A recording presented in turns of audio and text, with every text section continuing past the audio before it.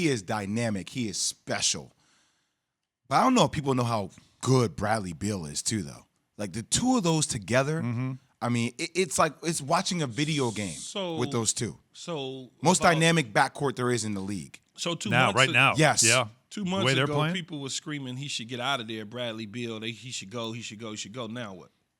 I'm still saying he should go. But, I'm not saying he should go. Why can't somebody come? That's true. Somebody could want to be in D.C. Right. Why can't somebody come with those two instead of him departing? You'd have to be – that's a tough pairing to play with since they both dominate the basketball. One shoots going to have a high-volume shot, and the other guy's going to have the ball in his hands. What they need is a big who is an incredible rebounder, defender, that kind of guy. So let me ask you this, Jay, like a Julius Randle. Let me ask you this. But he's not leaving New York. Yeah, I know. No, but I don't even think that's a good fit either because he holds the ball so much. As the basketball guy, what's different than the other three that's here in Brooklyn? Before they came here, all of them was ball dominant. No. Except maybe Kevin wasn't ball dominant. But James Harden also, I mean, don't forget, James Harden was almost averaging a triple-double. I mean, he's incredible assist-wise. I mean, Russ is incredible assist-wise. You said but it's, yeah. No, it's a fair point. I mean, they've got to figure that out. But the problem, James of course, will be the cap. The cap is the bigger issue, well, of course, I'm not even talking about money, though. I'm just talking about why can't Bradley Beal and Russ stay in D.C. and somebody come and then they become what Brooklyn is. Very true. That's all I'm asking. Well, that's the question, of course, is who'd be that so third guy. Those three guys have a relationship in Brooklyn. They previous relationship. What about Russ and what about Bradley Beal? And that's what you have to ask is who do they have that would be on in their Rolodex that would show up. But anyways, so tonight in Atlanta, the Wizards play the Hawks, and he could go for now the record when it comes to triple doubles to break the one by Oscar Robertson for the most in NBA history. It's they're tied right now at 181 of his career, his 35th, by the way, of this season in a 17-game season. So 180. So he gonna get that. If he don't get this year, he gonna get it next year. Yeah, that's what you figure. But it could be even tonight against He'll get it. Atlanta. Here's Westbrook, by the way, talking about the Big O. To be, in a conversation with Oscar, for one, I want to just thank him because he set the stage and he sacrificed a lot of things for us to be able to go out and play. And the times he played in and the things he was able to do back in the day has allowed me to be able to do the things I want to do today. And I'm just grateful for him and I'm grateful for his words. And I'm so appreciative of his support as well. I'll tell you what, one thing that Oscar Robertson actually said about Russell Westbrook, that he thinks it's ridiculous that people don't consider him one of the all-time greats because he hasn't won a championship. I remember Oscar Robertson had to win a championship. He ended up moving on to Milwaukee, or they traded him, believe it or not, to Milwaukee.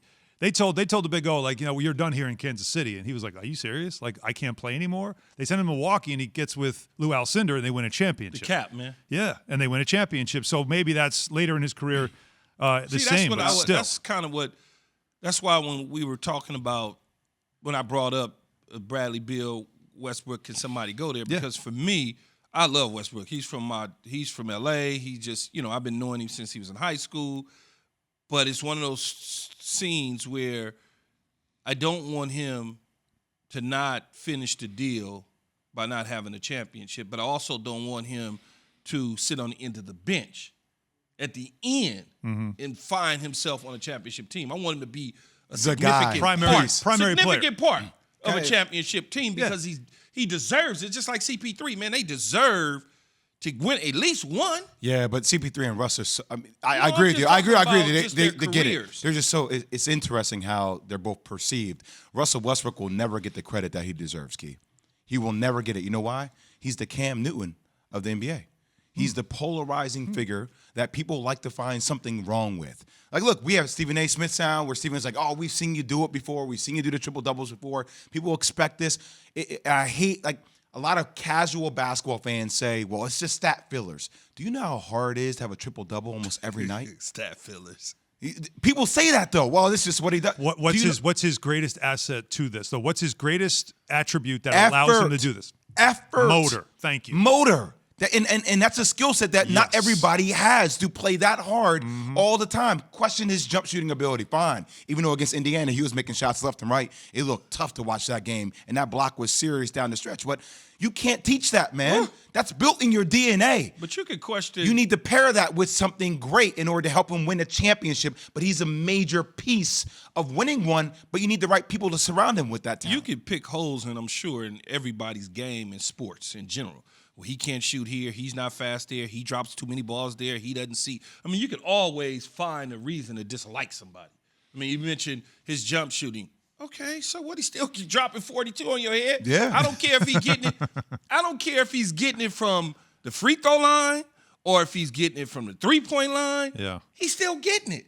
What's the difference? It's almost like in football where you hear Lamar Jackson's passing, his yardage, but in the end, his total yards is 200 in the air, $150 on the ground. It's 350. And if I gave you 350 from a traditional quarterback, you'd be like, oh, my God. The only caveat, though, Key, is like when it comes down to stretch, when we're putting these guys in that upper echelon category and you need a bucket down the stretch, it's the same conversation we have about Giannis, right, to a degree. But yeah, you can do it all day long, but when you need a bucket down the stretch and people know what your strengths are, can you do it differently? But what type of bucket, though, right? Because if you only need but two. if we're in a half court, Key, like I'm not going to give you a run at the rim. I'm not going to allow you to. But he's going to blow past you anyway, though. Okay, now if I stack the lane.